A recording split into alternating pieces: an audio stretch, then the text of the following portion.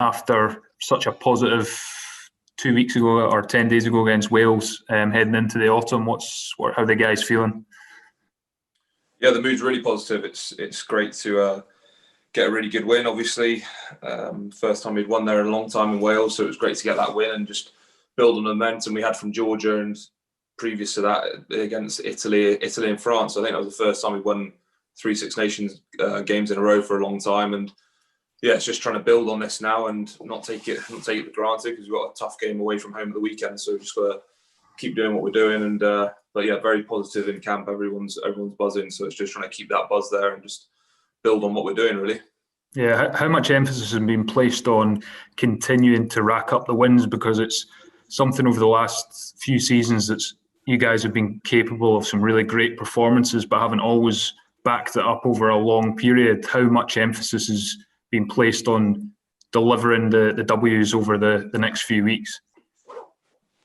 Yeah, a bit of emphasis. I mean, you've got to, you got to take each game as it comes and not get too far ahead of yourselves. But we know now we've won 4 on a bounce now. It'd be great to, like you say, we haven't had many opportunities in the past to get on a really good win streak, and I think we have got a good chance to do that, because we've got a tough game now away from home, but then we've got 2 home games where we're pretty good, usually at Murrayfield as well. So, and then hopefully put ourselves in a good position to top the group, hopefully. But yeah, we've got to beat Italy first, obviously.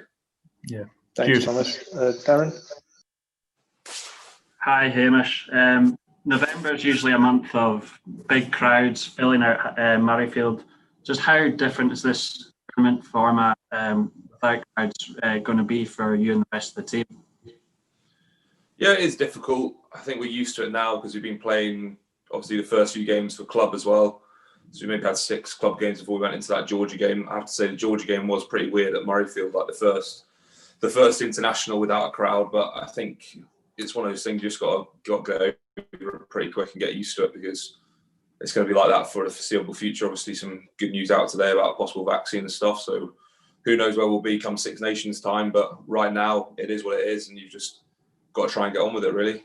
So build the buzz within the team and build your own atmosphere, sort of thing, which I think you could see in that Wales game, that the boys were trying to G each other up whenever they could, because there was no crowd, obviously. A big part of the win against Wales was the resolute defensive display that the team put in. How important is that going to be, not just this weekend against Italy, but in the games ahead at Murrayfield against France and Fiji? Yeah, we know how important the defensive side of things are. You in the Six Nations, you normally need to have the best D in the tournament to be there or thereabouts to win the competition, and we had the best D in the tournament. We probably could have done a bit better in those first 2 games and put ourselves in a really good position to win it. So I think our D, everyone sees how good our D is at the moment. We conceded 59 points in the whole Six Nations, which will be, I think, the lowest we've ever conceded, definitely during my time. So it's great that we've got Steve Tandy's done a really good job with the team, and all the boys are really buying into everything. And it's it's like when you're in that position where you're keeping teams out. It's a really good positive for the boys, and it brings the Puggy up a bit. So it's great. Cheers. Cheers. Thank you, James. Hamish, are you genuine contenders, do you think, for this tournament? Perhaps dark horses, if you like, given your form coming into it? Yeah, definitely. I think obviously each game's going to be tough and pose different challenges. Italy away from home, we'd never have easy games against Italy. We know how tough they are sometimes, so we don't want to get ahead of ourselves. But I think we've got quite a nice group. And France at Murrayfield over the last 4 or 5 years, we've got a very good track record against them at home. So we know how good they are though as well. But I think we can put ourselves in a very good position to top the group, and then let's see what happens. And you've been involved with a lot of Scotland squads over the last 5 years. Where do you rate this one? And can you give us an idea of the feeling within the camp? Because from outside, it looks like you're growing a very good thing. You're developing well, and you're moving in a very good direction. Yeah, I think this is a great squad of boys we've got. We're all very close. It's a tight knit group, and I think the coaching staff we've got here now, we're in a really good position to make things happen. But at the same time, in sport, things can change very quickly, and all it takes is one bad result for you to all start getting a bit of stick again. Look where we were at after the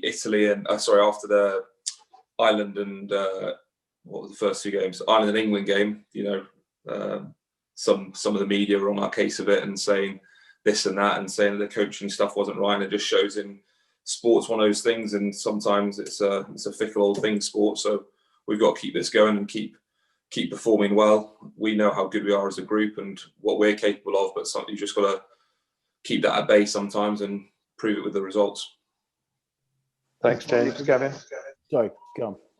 Yes, did it feel like the win in Wales could be a watershed moment for you? Just to, you know, you've had a lot of big wins at Murrayfield, but to win away from home, you know, at such a difficult place was a real impressive result. Is that something you're determined to build on now to make sure it can be seen as a kind of watershed moment? Yeah, 100%. I think winning away from home, just like winning at home, it's a habit. And I know since my time with Scotland, it's been tough. We've always struggled away from home, bar a few big wins in Australia, Wales at the weekend, and Italy. We struggle away from home, and I think it could be one of those moments where the boys involved and the squad involved in that, you know, all it takes is one or two results like that to start believing that you can go to these places and win regularly. So we know what we're like at Murrayfield. We know how good a team we are at Murrayfield, and like you said, I think if we can get those away wins, then we're going to be a real force to be reckoned with. And you enjoying the maybe extra edge that this silverware brings in November? Obviously, it's usually big games, but to have that trophy at the end of it, is that something that's you know, a good novelty, but also something that can really focus your mind as well? Yeah, it's great. It's a new tournament, and there's a bit of silver at the end, but yeah, we want to keep these wins going and build into the Six Nations for next year and stuff like that. So it's an important and nice to have a bit of silver at the end of it. But yeah, it's like anything. We've got a few big games before we worry about the silverware. Thanks, Gavin. Let's move on to the written section now. Steve, please. Hi, Hamish.